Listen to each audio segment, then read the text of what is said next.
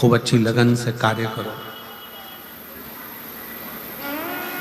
और जितनी मेहनत से कर सकते हो उतनी मेहनत से करो। जब जिस समय पर तुम्हारा दो मन हो रहा हो, तुम्हें लग रहा हो कि मैं निकलूंगा कि नहीं निकलूंगा, तुम्हें लग रहा है कि ये एग्जाम में क्लियर कर पाऊंगा कि नहीं कर पाऊंगा, मैं पहुंचूंगा कि नहीं पहुंचूंगा, तो यही तीन स्थान,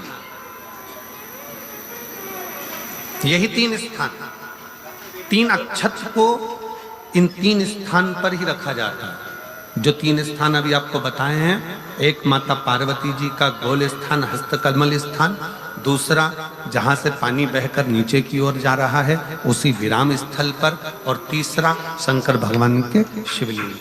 ये तीन स्थान तीन अक्षत से पूर्ति कर गए। जैसे प्रदोष के दिन प्रदोष काल में जलाया गया दीप, प्रज्वलित करा गया दीप 5 स्थान पर फल देता है। कितने स्थान पर फल देता है? 5 स्थान पर।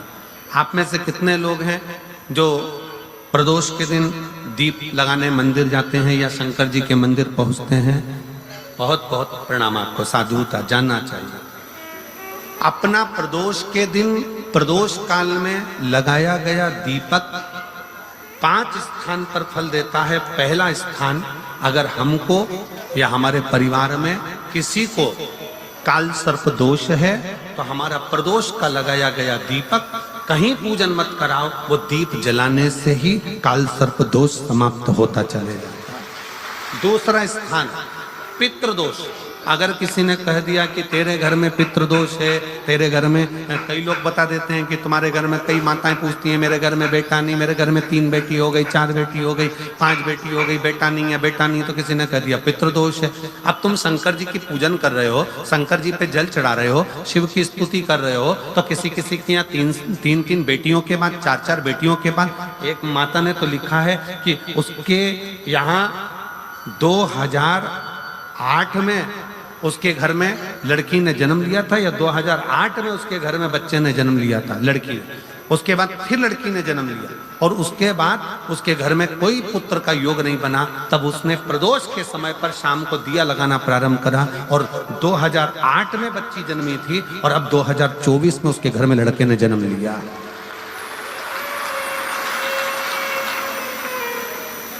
तो 2024 में उसके घर में पुत्र ने जन्म लिया, वो बेटी होगी यहाँ पर कहीं ना कहीं, जिसके घर में बेटे। पहले की लड़की हुई, फिर 2 जुड़वा लड़की हुई, जुड़वा लड़की में से एक लड़की शांत हो गई, फिर आखिरी में बच्ची के कारण बस संतान प्राप्ति का योग नहीं बना। आखिरी में उसने फिर पुनः भगवान शंकर के प्रदोष काल में दीप जलाना प्रारंभ कर कि प्रदोष काल का लगाया गया दीपक, प्रदोष के दिन प्रदोष काल का जो दीपदान होता है वो सरल नहीं होता, वो सहज नहीं होता। 5 स्थान की पूर्ति करता है। पहला, जम के बोलो, पहला स्थान किस चीज के लिए? काल सर्पदोष के लिए। दूसरा पितृदोष। कैसा भी तुम्हें कोई पितृदोष बता दे, कितना भी तुमसे कोई कह दे कि तेरे घर में पितृ का दोष है, तेरे घर में ये दोष है, अगर आप प्रदोष के दिन प्रदोष काल में अर्थात सूर्य अस्त के समय के 2:45 तक का जो समय होता है, 2 घंटे के समय का, उसके अंतर्गत अगर आप प्रदोष काल के समय में भगवान शंकर को दीप लगाने के लिए अगर पहुंचे हो तो वो आपको फल देगा ही, पितृदोष का निवारण होगा ही, चाहे तुम कुछ करो चाहे मत करो, और पितृ की शांति करा दे। दूसरे नंबर पर है पितृदोष। तीसरे नंबर पर है वास्तु दोष। हमारे घर का, अब एक बहुत सावधानी से श्रवण करने वाला विषय है, यदि वंश की वृद्धि नहीं है,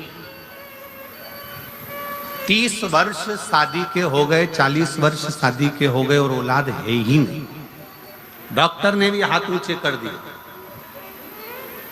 टेस्ट पे भी करवाया, IVF करवाया, सब कुछ तुमने करवा लिया, तो भी औलाद नहीं है, तब आखिरी में एक काम चालू करो, प्रदोष का दिन दोनों पति पत्नी व्रत चालू कर दो प्रदोष का, और प्रदोष काल में शाम के समय जाकर एक ही दिए में 2 लंबी बाती जानते हो ना, रुई की लंबी कपास की बाती 2, और दोनों बाती एक ही दिए में रखकर पति पत्नी दोनों उसको प्रज्वलित करना प्रारंभ करें, बाबा संतान देकर ही रहे, औलाद आएगी ही। दीप की जो बाती में अंतर आ जाता है, एक गोल बाती में और लंबी बाती में अंतर आता है, बहुत अंतर आता है। पितरों के लिए गोल बाती का प्रयोग बहुत कम होता है महाराज। देवी जी के लिए, माता रानी के लिए, जगत जननी के लिए गोल बाती का प्रयोग बहुत कम होता है महाराज, ध्यान रखिएगा। एक पितर के लिए, एक जगत जननी जगदम्बा दुर्गा भवानी के लिए गोल बाती का प्रयोग कम होता है, लंबी बाती का प्रयोग ज्यादा होता है। क्यों? क्योंकि हमारे घर की कुल देवी और हमारे घर के पितर हमारे वंश की वृद्धि करें, इसलिए लंबी बाती रखी जाती है, जिससे हमारा वंश बहुत लंबा चले, बहुत उन्नति की ओर बढ़े, इसलिए लंबी बाती का प्रयोग किया जाए। शिव महापुराण की कथा कहती है 5 जगह पर हमारा जलाया गया एक दीप जो प्रदोष के दिन प्रदोष काल में लगाया जाता है, 5 जगह पर भारी पड़ता है। पहले नंबर पर जम के बोलते जाओ, काल सर्प दोष। दूसरे नंबर पर पितृदोष। तीसरे नंबर पर घर का वास्तु दोष। हमारे घर में कितना भी वास्तु दोष है, कोई ने कह दिया यहाँ बाथरूम नहीं बनना थी, यहाँ पर शौचालय नहीं बनना था, यहाँ सीढ़ी नहीं बनना थी, वो सीढ़ी वहां बनना थी, ये सीढ़ी वहां बनना थी। तुम पूरा घर तोड़वा के देख लो, उसके बाद में जैसा वास्तु वाले वैसा करा कर देख लो, उसके बाद भी तुमको शांति नहीं मिले तो समझ लेना कि तुम्हारे घर में अब वास्तु दोष तो तुमने दिखाकर समाप्त कर लिया, फिर भी वो समाप्त नहीं हो रहा, तो प्रदोष काल का लगाया गया प्रदोष के समय का दिया आखिरी में वास्तु दोष को भी समाप्त कर देता है और उसमें भी फल प्रदान करता है। काल सर्प दोष, पितृदोष, वास्तु दोष।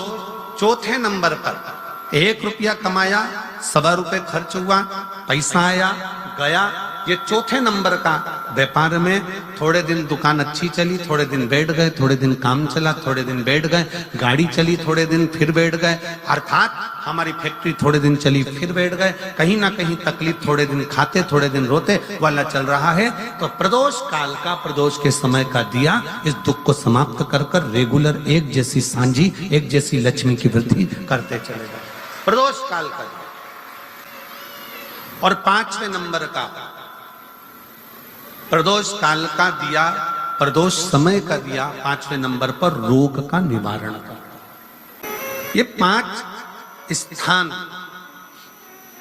जो बताए गए हैं प्रदोष काल के दिन, प्रदोष के दिन दीप प्रज्वलन के। 3 नेत्र होते हैं, 3 चक्षु होते हैं, और एक चक्षु वाला, एक नेत्र वाला 10 से 15,000 श्रीफल में, नारियल में एक नारियल ऐसा होता है जिसका एक नेत्र होता है, उसमें 3 नेत्र नहीं होते, एक चक्षु होता है। तो महाराज शिव पुराण कहती है,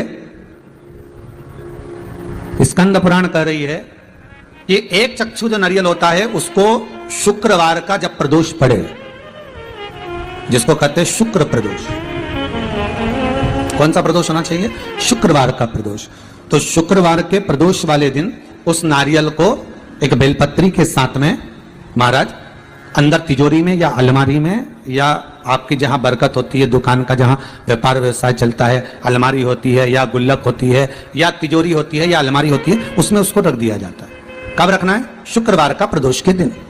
और शुक्र प्रदोष के दिन उसको रखने के बाद में दूसरा दिन, अर्थात शुक्र प्रदोष के दिन रख दो और शनिवार के दिन उसको निकाल लो, और निकालने के बाद उसको पूरे घर में घुमाने के बाद में श्री गणेश जी के मंदिर में, जो भी तुम्हारे घर में, तुम्हारे गांव में, तुम्हारे नगर में जो गणेश जी का मंदिर हो, उस मंदिर में ले जाकर उसको रखी आइए। वहां से मात्र एक दुर्बा लेकर आइए, गणेश जी महाराज की चढ़ी हुई केवल एक दुर्बा, और उस दुर्बा को दरवाजे की देहली पर छुलाकर उस दुर्बा को अपनी अलमारी में, अपनी तिजोरी में उसी दिन रख दो जिस दिन लेकर आयो महाराज। कभी जिंदगी में लक्ष्मी की कमी नहीं आ सकती, पर होना चाहिए एक चक्षु नारियल। कभी संपदा की कमी नहीं आ सकती, कभी आपको नीचे की ओर नहीं जा सकते, आप उन्नति की सीढ़ी पर ही चढ़ो।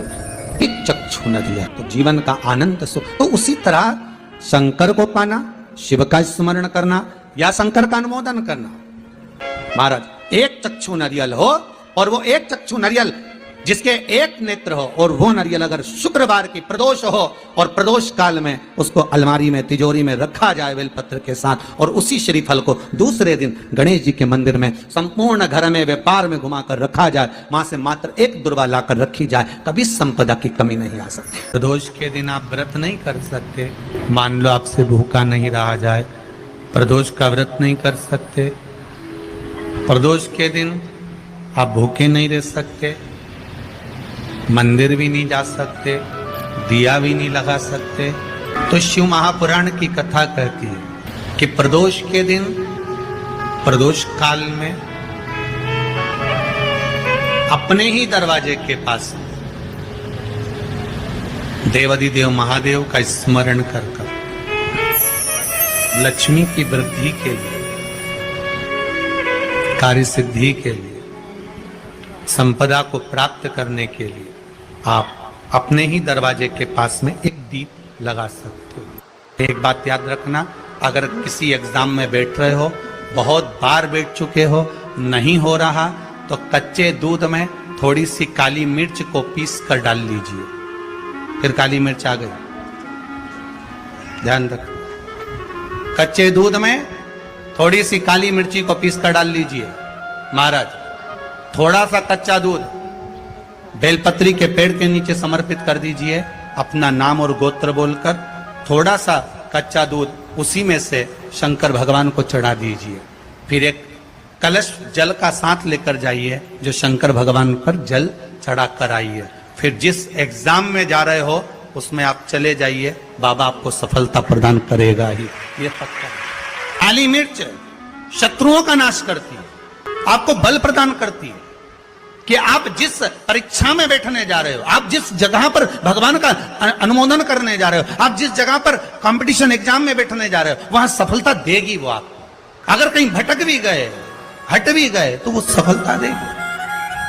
एक कटोरी में पंचामृत बनाकर ले जाते हैं, दूध, दही, शहद, घी, शक्कर, ये सब मिलाकर यदि आप लेकर जाते हैं और ले जाकर भगवान शंकर के सामने समर्पित करते हैं, एक बेलपत्री अशोक सुंदरी, अभी तक आपने जो बेलपत्री चढ़ाई है अशोक सुंदरी के ऊपर, डंडी का मुख जहां से पानी बहता है उस ओर रखा जाता है। पर जब हमें ऐसा लग रहा है कि हमारे पितृ भूखे हैं या हमारे पूर्वज प्यासे हैं या उनको भाग नहीं मिल रहा, इसलिए मेरा कोई काम नहीं हो रहा, इसलिए शिव राजी नहीं हो रहा है, तो ये बेलपत्री के भाग को बदल दिया जाता है। ये बेलपत्री अशोक सुंदरी की जगह पर जब चढ़ाया जाता है तो ये पत्ती का जो भाग है जहां से पानी बहता है उस ओर रखा जाता है, और ये डंडी का भाग शिवलिंग की ओर रखा जाता है। और यहीं पर भगवान शंकर को जो तुम पंचामृत बनाकर लेकर गए हो वो पंचामृत चढ़ाया जाता है, और वही पंचामृत थोड़ा सा शिवलिंग पर चढ़ा दिया जाता है। उसके बाद में पितृ पूर्वज जल की आस नहीं रखते, न भोजन की आस रखते हैं, क्योंकि शंकर उनको तृप्त कर देते हैं, शिव उनको पूर्ण कर देते हैं।